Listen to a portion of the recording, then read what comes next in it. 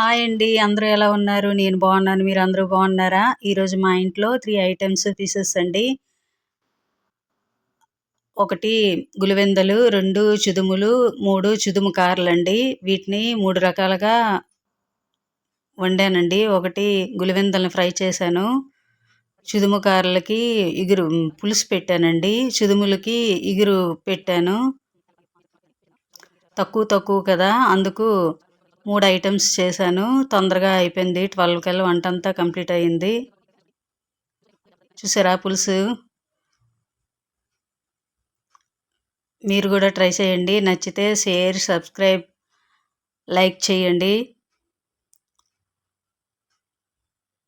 మీ support నాకెప్పుడూ ఉండాలండి. Okay friends.